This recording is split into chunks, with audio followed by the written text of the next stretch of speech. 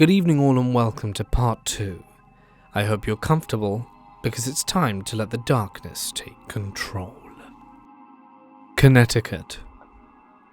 I've lived in a 200-year-old farmhouse in Connecticut for the past 25 years, but I've never experienced anything creepy until 2017.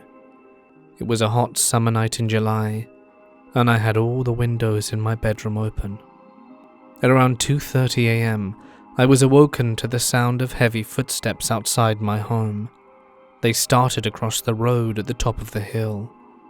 This alone is not unusual, as people often go on walks on nice nights. But this time something felt off. As the footsteps grew closer to my house, I realized that whoever was out there was dragging something metallic behind them. I heard it scraping along the ground as they walked. When they were directly across from my house, they stopped. I could almost feel their gaze staring at me. Everything felt heavy. The feeling shifted momentarily as a car drove through the intersection and then was back on me. Whoever was outside started running. They ran across the road and up the hill leading to my house, still dragging what I am certain was some kind of metal tool behind them. They stopped again directly below my window, and again everything felt heavy, and I could feel them staring at me. But this was short-lived as they hastily proceeded past my window and into my side yard. Then they started digging. I now knew that someone was in my yard digging a hole at 2:30 a.m. You would think at this point I would call the cops, but my town is about 20 minutes away from the nearest police station, and by the time they got here, whoever was here would be long gone, or worse. I decided I would try and get a physical description of them first, and then call the police. If they tried anything, I keep a handgun in my bedroom for this exact situation. I crept over to the window, still able to hear them digging clearly, but I couldn't see anything. It was like everything past my window was a black void. It was pure darkness, despite the fact it had been a clear moonlit night just minutes ago. So I switched on the flashlight of my phone and shined it out the window. My yard illuminated into light, and the exact moment the light hit the ground, the digging sound stopped abruptly, in mid-motion. I shined the light all around, but there was no one. No footprints, no shovel, no person, nothing. At this moment I also began to hear the breeze and the normal summer insects again. I hadn't realized it until now, but during the entire ordeal, all other usual nighttime sounds had vanished. But now they're back. I went outside to inspect my yard and no one was there. No one had been there. No hole, no drag marks, nothing. To this day, I have no idea if it was paranormal in nature or not, or what happened, but I haven't heard anything like it since, and I'm glad. Connecticut 2. This story didn't happen to me but my best friend's father, and still haunts him over 40 years later. In the fall of 1982, he received a phone call from a guy he knew in high school called Michael. Michael had just graduated from college the year prior and had moved back to live on his family farm in the town of Brooklyn. Admittedly, it took John a minute to remember who Michael was. After all, Michael was a quiet kid and didn't have many friends at school. They spoke for several minutes, and Michael asked John if he wanted to get together for lunch at his farm. John accepted the offer, as in a world before social media, catching up with someone you haven't seen in years was pretty much always a treat, regardless of how well you knew them. So the following afternoon, John made his way over to Michael's family farm, and the two had lunch together out in one of the fields. They talked for several hours about farming, their families, and just having a good time catching up. Michael shared that this field was a special place for him, a place he could go to when he needed to get away from everything for a while. After that day, John didn't hear from Michael again, and he was soon to get married, and didn't really think much more about their lunch together. Then, in July of 1984, that changed, John heard about Michael again, but in the most shocking way possible. Michael had been arrested by the state police and was a suspect in a string of then unsolved murders. Michael, whose full name was Michael Ross, was later convicted of 8 murders, though the number is expected to be higher, making him one of Connecticut's most prolific serial killers. When my friend's father got together for lunch, it was right in the middle of Ross's killing spree between his 4th and 5th confirmed victim. Even more shockingly, Ross would often go to that exact field before he would go hunting for his potential victims. Needless to say, it took John a while to come to terms with what happened, as he was pretty shaken up. Who knows the reason why he was truly called there? Was it that Michael was intending to kill him, but perhaps got cold feet, or divine providence perhaps? Whatever the case, he's lucky to still be alive. Delaware. I grew up in the same small suburb where I still live today, 50 years later. My parents lived next door to my father's parents, and my mother's parents moved into the house one up the hill from there when I was in grade school. I had family all around, and unfortunately that also meant family that on both sides had hints of low-grade sensitivity to all things strange. Primarily simpler things like quirky prophetic dreams and less endearingly death omens. This was normal to me growing up, despite the fact that it was only ever discussed in whispers amongst the women on both sides of my very Catholic family. As both of my parents worked, I grew up in my grandmother's house in the middle of more than any other, and it had habits, mostly harmless, often involving things simply vanishing into nowhere only to return a few days later. Whatever it was didn't take kindly to anyone who disrespected my grandmother. However, it stole the medication of a particularly nasty boarder she took on, only to have them appear caught up in the dining room chandelier 3 days later. It's stolen my perfume, it snagged a doll or two, and now as my parents live in that house, it's taking a liking to swiping all of my mother's scissors. We had to buy her new ones every trip to the craft store for the past few years. It's important to remember that I grew up like that. It was just normal, weird, sure, sometimes funny, sometimes terrifying to a little kid having nightmares about something throwing things around its tiny bedroom that had been turned into a library, but really nothing to write home about in the end. So when I came home from college for the first time, my grandmother was in Italy. I stayed at her house for the space and privacy, and my best friend from high school joined me. She was also sensitive to things, but at the time we were in our early 20s, and were theatre kids to the core on top. We could be a little melodramatic and attention-seeking in the ways that were exhausting, so I didn't mention any of the house's weirdness. For about 2 weeks all was well. The house was behaving itself and hadn't pinched any of her things. Then, as we were going up the stairs, I felt a tiny prickle at the back of my neck, and simply knew that was about to change. In the middle of the night, I awoke to her leaping across the entire room into my lap. I am a tiny woman myself, a hair under 5 foot tall, mind you, screaming her head off about someone in the library throwing things and smashing around. To be clear, I wasn't afraid of this, but was very annoyed. Damn it, house. I'd never told anyone about it, and the confirmation that I was not entirely bonkers is sometimes more comforting, really, but it wasn't exactly a welcome thought. I then watched her track something across the room, and then her expression starts to soften, at which point she full-on screams. I have no idea what she's looking at. I see nothing, just floor and an old carpet. And she tells me that she saw a little orange kitten bubble into the room, sit down, start to groom its paws, and then vanish. Now, even I hadn't even remembered that my father as a child had a tiny orange kitten that sadly passed away after drinking garden chemicals in the garage. I hadn't even thought about that in years. It's not the kind of story I would have told my kind-hearted friend either, unless I had wanted to make her cry for no reason. I felt like I'd just swallowed a chunk of lead. We spent the next few days stumbling through attempts to figure out what was happening and didn't seem to come up with much. We kept being drawn to a china cabinet in the dining room, and specifically a section of it that we finally realized was hidden from view behind the crown woodwork at the top.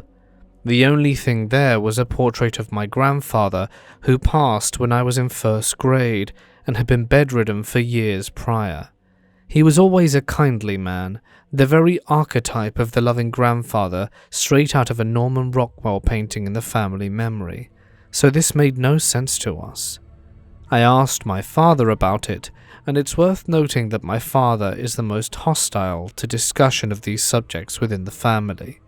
He clamps down hard enough that it doesn't feel as much like skepticism as a desire not to think on those things ever, if possible. He doesn't think of anything initially, and then a week or so later after dinner, he tells me that he remembered that as his father's health declined and dementia set in, he would often wander out of bed and into the library and not know where he was, and would call out, break things, knock over books in a way that matched the sound and feelings of anger and fear in the dreams my friend and I had, independently, about the library. The next time I was in the room, I just spoke to the empty air and talked a bit, telling my grandfather it was all right now and that he could go. It's been decades, and no one's had the dream since, and I hope he's found peace and light with my grandmother, wherever they are now. The second story is unrelated, save for the fact that after that, I decided I'd try to actually figure out why I sometimes knew things I had no business knowing. I sensed odd things and so on. A fair number of my friends at the time shared these interests, and so one night we found ourselves walking along an old abandoned railroad track to a tunnel where one friend insisted there was something. It's a charming little local railroad that every so often hosts rare tourist season rides through an area locally just referred to as the Valley.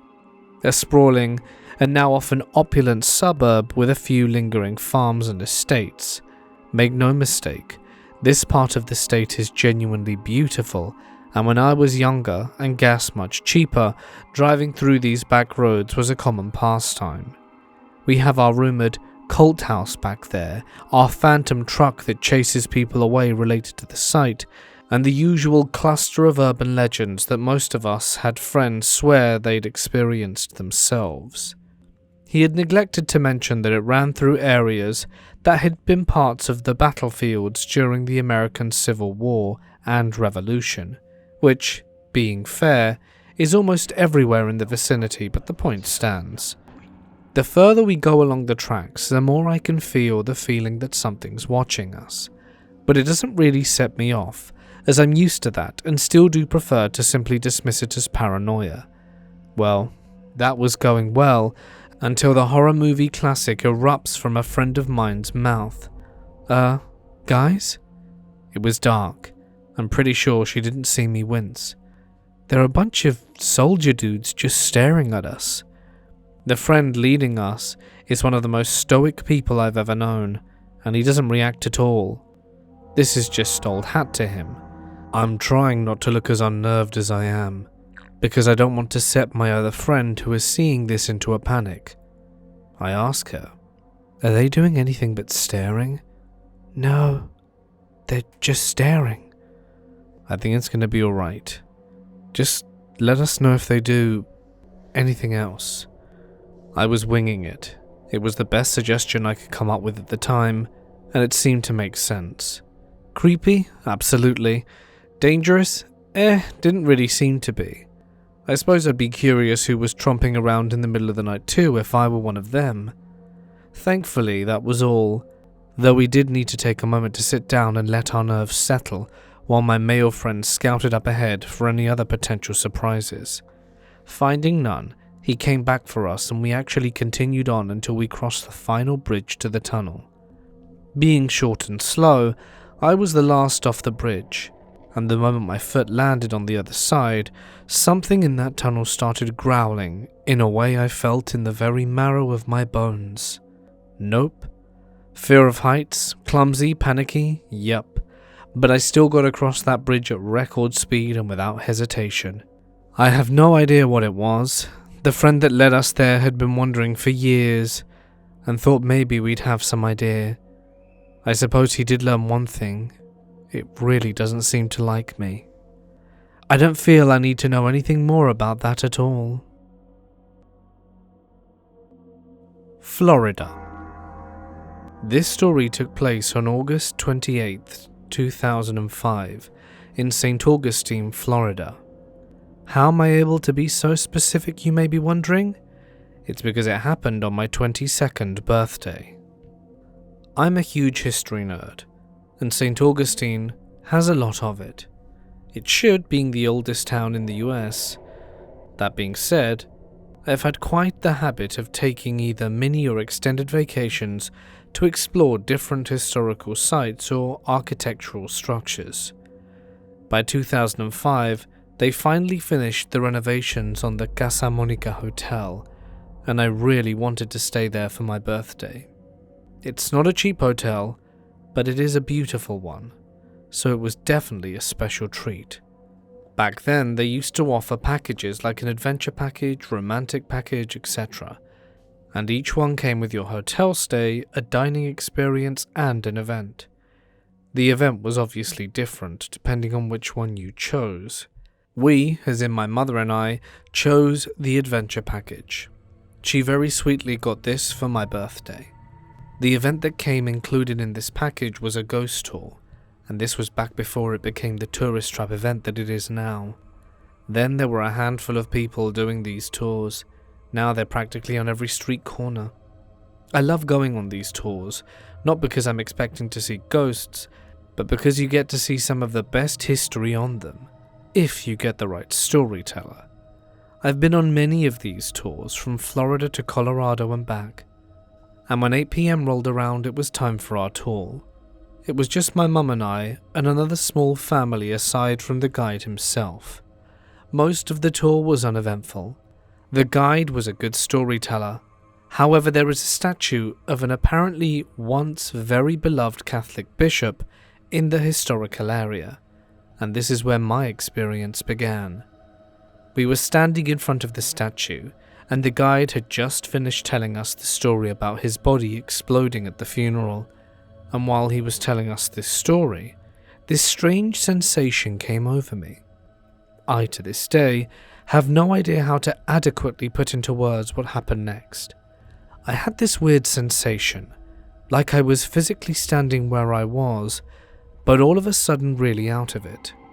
I then heard this, what I can only describe as a combination of static, bugs and white noise, but just on one side of my body.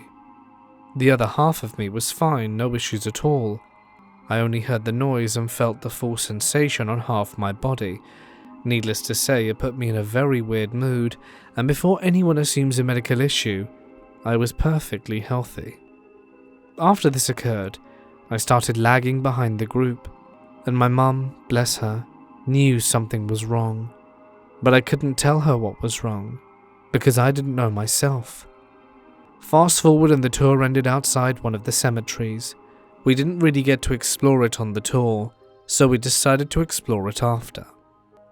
Back then, there was a little walking path behind it. You had trees on one side and a cemetery highway and a river on the other. That path doesn't exist anymore. My mum wanted to go take pictures of the cemetery, and I started walking down this path and began nearly freaking out. I had the overwhelming and sudden urge that we shouldn't be there, and I cannot explain it. I just knew that we shouldn't. I said as much to my mum, but she was happy taking pictures and went down the path instead of me. When she was done, we started thinking about a place to get a drink because we were thirsty. We happened to run into our tour guide, who took us to a little mum and pup shop that was open late because of the college kids and being a local hangout.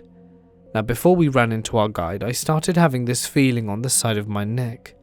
It began small, but nothing that would cause any alarm. We got our drinks and started walking back to the hotel. However, the closer we got, the more that feeling on my neck turned into a solid burn. By the time we got back to our room, the burn was pronounced. My mum had to get ice to start a cool compress on it, and it was about 3 to 4 inches long around the side of my neck. No idea how I got it. I wasn't bitten by anything, and nothing around here bites that leaves a very pronounced burn mark, even the giant mosquitoes. I was super rattled by this point, because it was a series of events that ended up with me burning and sitting in my hotel room with an ice pack on my neck and trying to calm down. My only regret for that evening was not getting a picture. Honestly, I would have thought it was crazy if not for the fact that my mum was there to witness everything that happened. I never had that experience again, and I've been to St. Augustine many times since and done many tours. I don't know if I'd maybe picked something up staring at the statue or the cemetery, or both. The statue was meant to represent a Catholic bishop, and the cemetery was for people who were not Catholics. I am not religious, but who knows if something attached itself to me all the same. My mum has said that since I was little, I was more sensitive to things like that.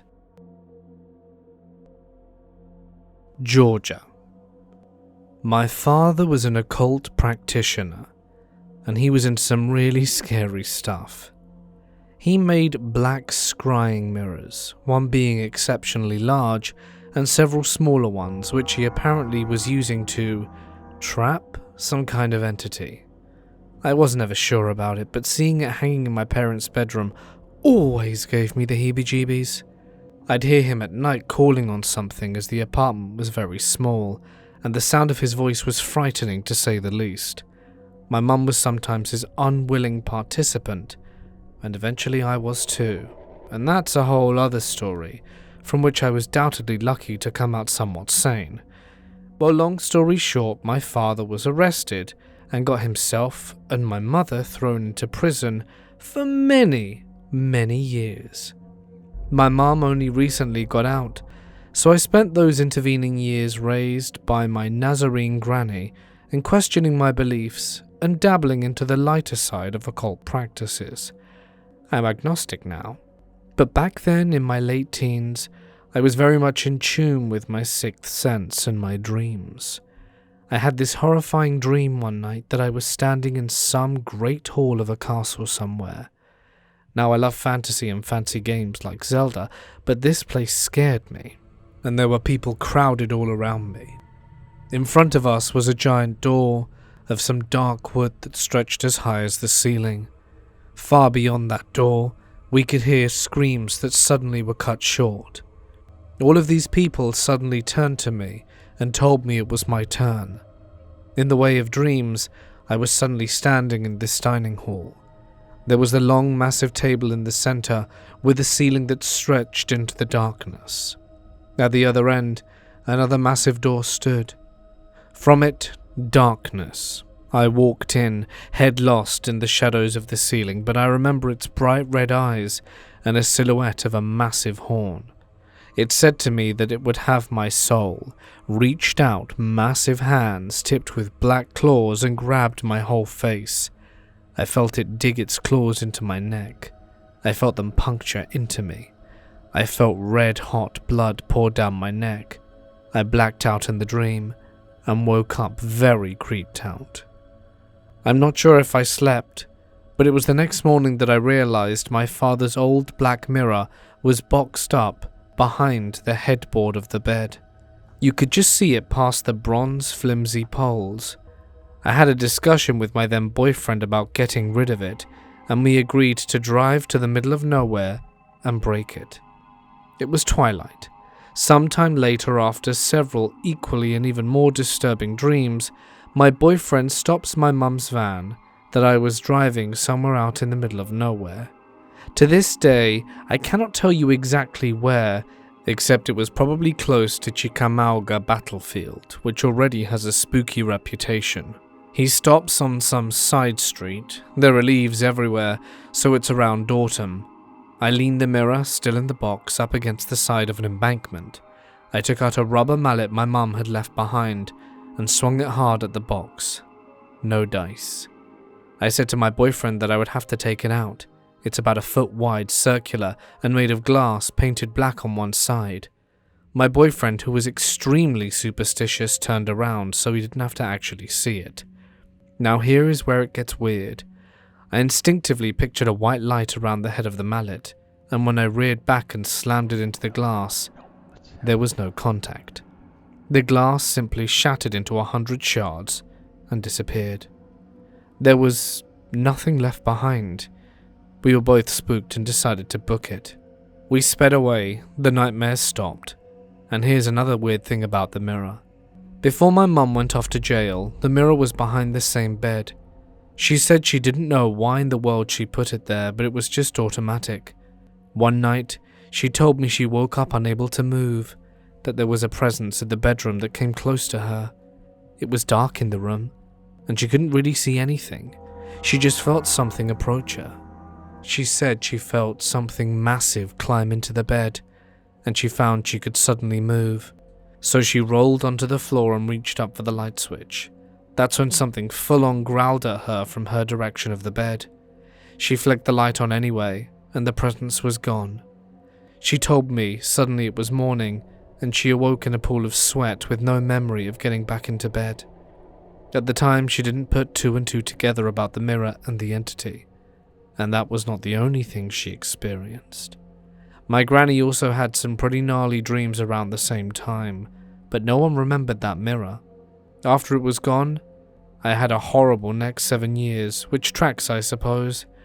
I'd like to say things got easier, but my life was tough for the longest time. When you're touched by darkness like that, I believe it leaves a stain. I struggled with everything from money to relationship to housing and cars that always seemed to break down in the worst possible way. It's been 24 years since that went down. After purging some more of my father's artifacts, things got to be more normal for pretty much everyone in the family. My mum got out and is a born-again Christian with a strong faith in God, and I just went agnostic because I couldn't make my mind up about any one faith and just embraced anything that made me feel good. Life goes on. My father is still incarcerated, and I talk to him from time to time. He has not been the same person ever since he dabbled in whatever he was doing. He lost his mind, and I hope one day he will become a better person, more centered and full of light, like how he was when we were kids. But he still drifts into those dark places, and he thinks he can control events and people from where he is, which is another story entirely. I wanted to close with this. If you don't know what you're doing for the love of your whole life and your entire family, don't mess with it. Your sanity and your entire family depend on it. Thank you for listening, and be safe out there, everyone. It really is a creepy world out there.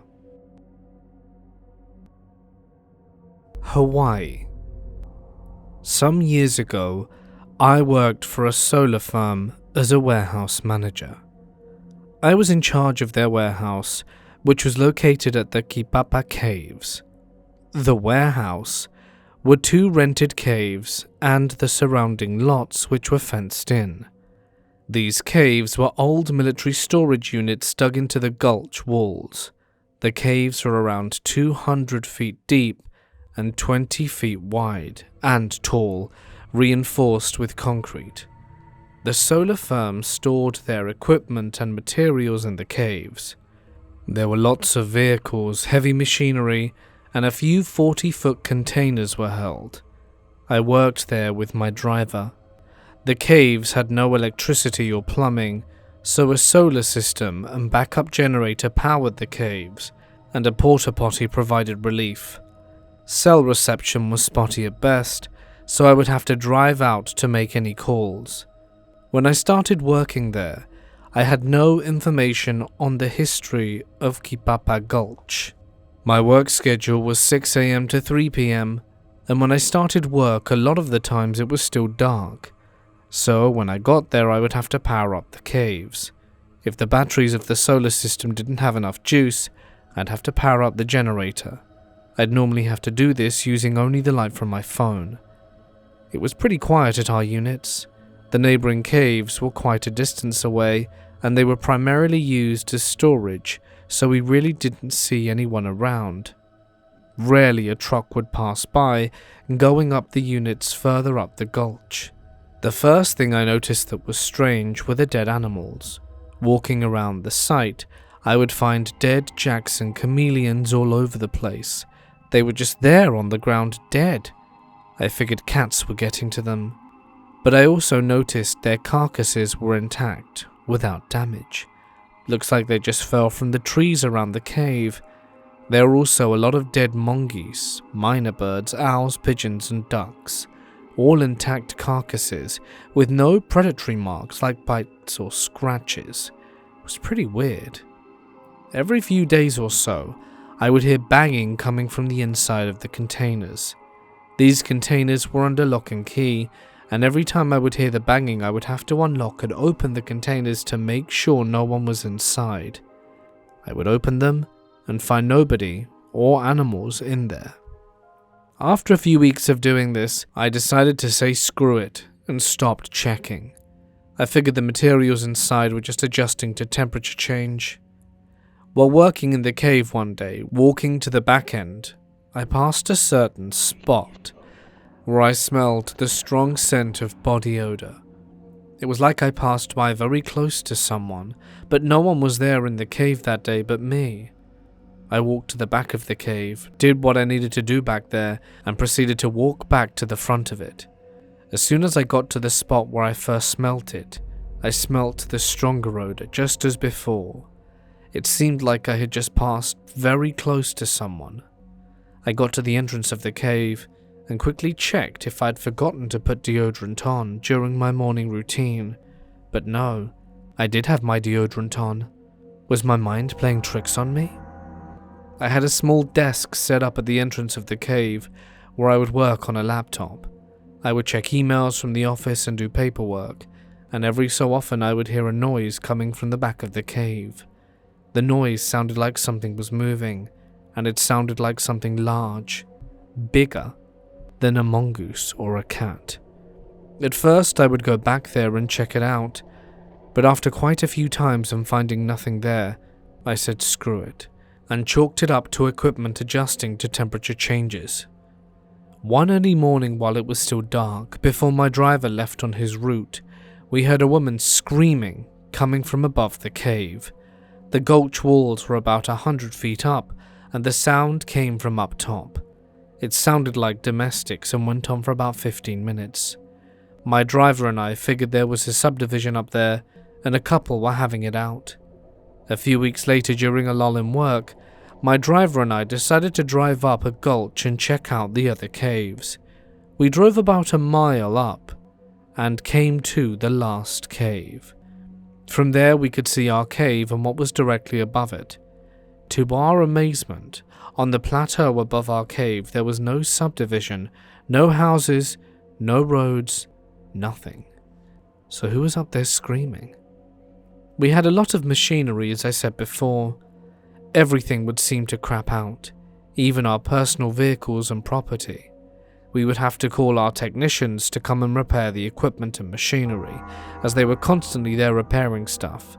But what was weird is a lot of the time they would come down and find nothing wrong with it, and then all of a sudden the equipment began working fine. After a while of this, we started to video ourselves starting up equipment so we could show them we were doing it correctly, and that the equipment, in fact, was not working before we called for the repair. But the creepiest thing that happened to me there was one day I loaded up my driver and he left on his route. I then had to go do my business. I went into the porta potty and locked the door. Before I could do anything, the stall began to shake back and forth. I yelled out thinking my driver came back and was playing a joke on me, and I unlocked the door, hopped out thinking I would find my driver laughing, but no one was there.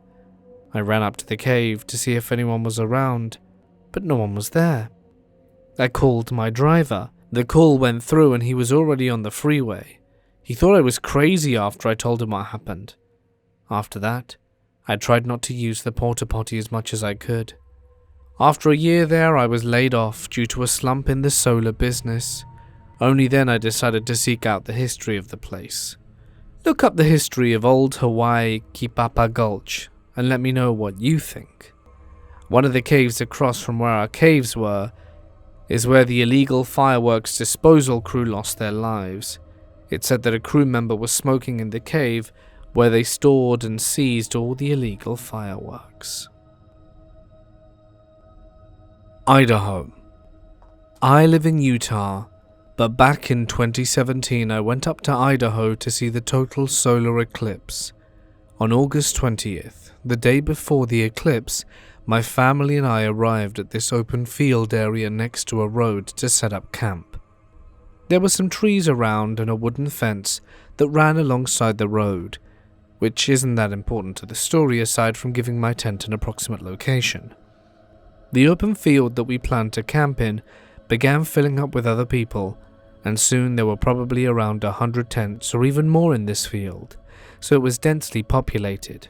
Anyway, we didn't bring a full-on tent or anything.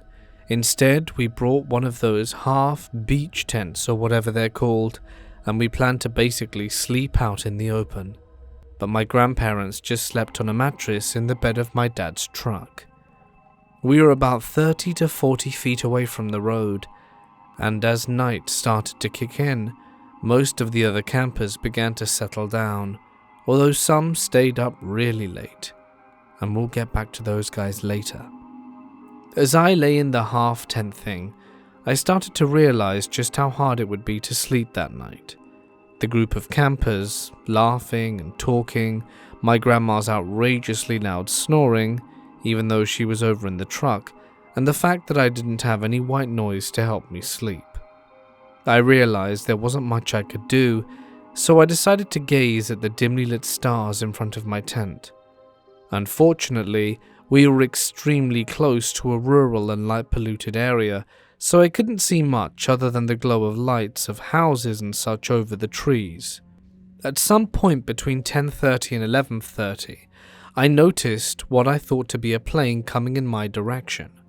I shrugged it off and kept staring at the stars, only to glance back only seconds later and question what I had just seen. This plane had no blinking lights, or any lights for that matter, but as it grew closer, I realized it wasn't a plane of which I knew. This thing was flying incredibly low and slow, and its shape resembled that of a boomerang of the letter V. And by this point, because of the angle, I could also tell it did have lights, 5 big, semi-bright yellowish white lights that didn't blink or change in any way. This, however, wasn't the scariest part. The scariest thing was just how silent it was. It made 0 noise. I was frozen solid. I couldn't move because I couldn't believe what I was seeing. As it guided slowly over my head, I then tried to turn my attention to the campers behind me that were previously talking loudly and laughing and such.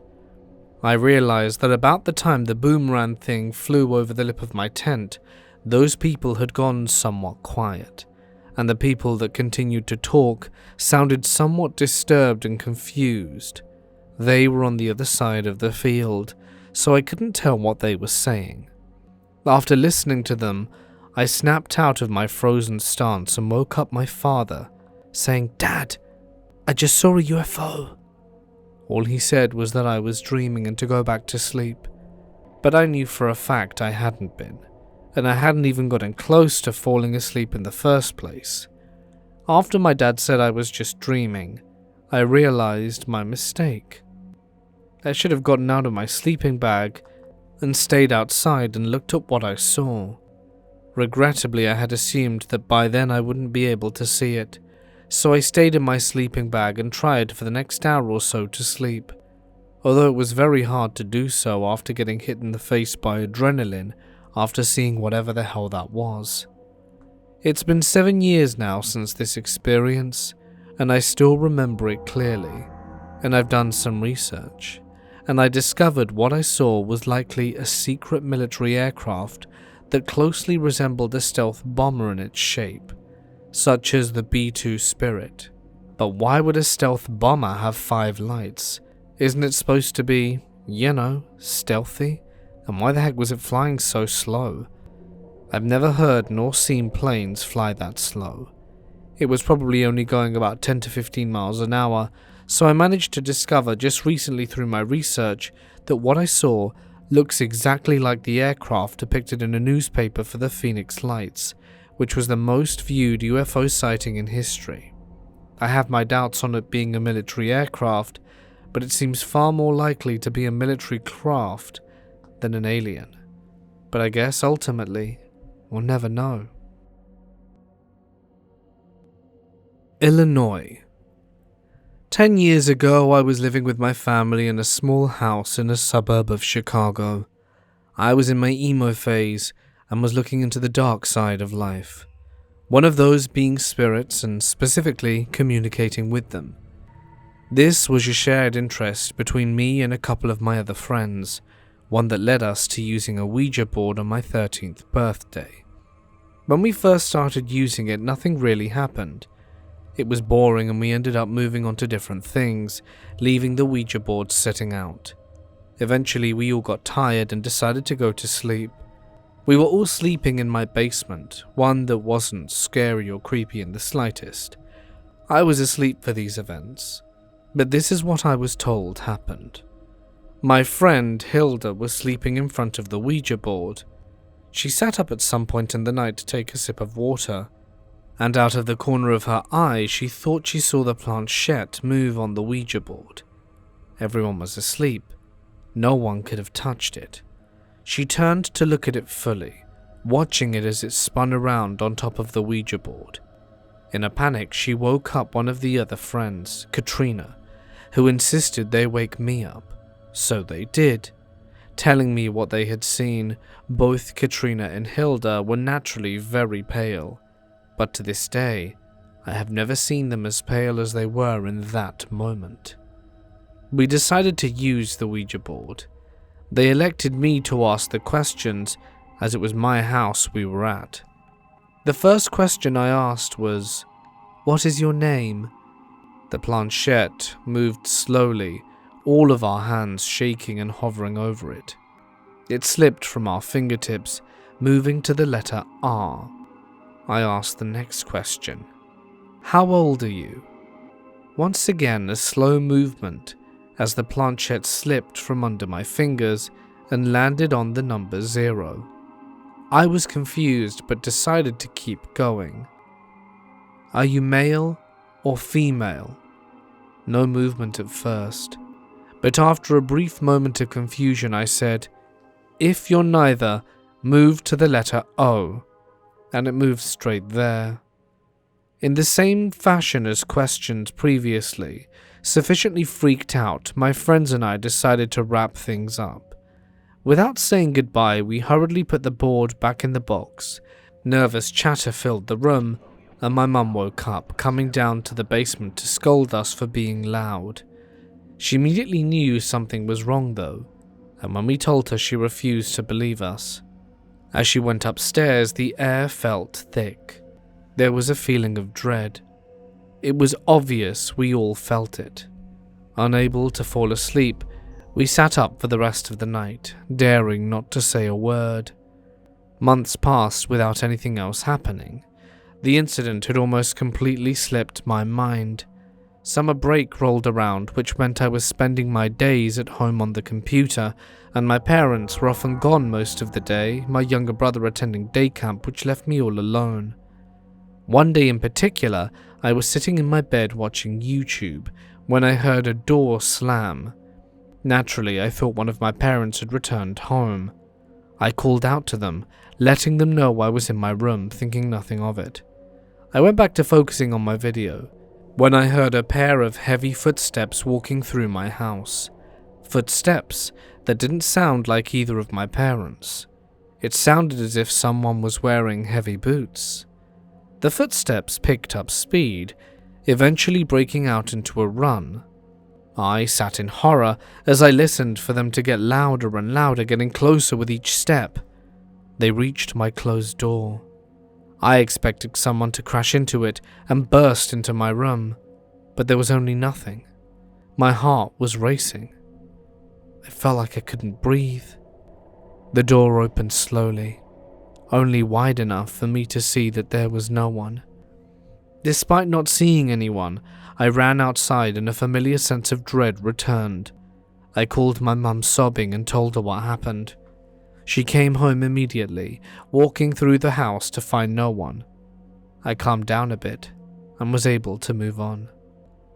A few weeks later, I was hanging out with Hilda at my house, once again home alone. We were sitting in my room, talking and doing whatever 13-year-old emo girls do, when a strange noise echoed through it. I shushed Hilda, asking her if she heard the noise, and we sat in silence. The noise happened again, and then again, and again. The source of the noise was a music box on my dresser, one that I hadn't touched in years. It was playing the same note over and over, having never been touched. The music box didn't spin as it was designed to. It sat still as the music played. We rushed out of my room, heading to my living room where we met my mum, who had just arrived back home. We explained what had happened and took her to see, but when we got back to my room, the noise had stopped. After that night, she refused to come back to my house. Shortly after this, we moved elsewhere, and all of the activity stopped, and I've never felt or seen anything like it since, and I don't want to. I never found out what was causing these things to happen, but reflecting on it now, I'm quite certain it was the Ouija board. Hey guys, it's Mort here. Thank you so much for listening, and a huge thanks especially to my members and patrons whose names can be seen on screen. I hope you enjoyed part 2 of our 50 US scary stories broken up, and if you'd like to watch part 3, tune in tomorrow. There will be, up to 5 parts, so just keep watching. But in the meantime, more content here, or part 1 if you missed it yesterday.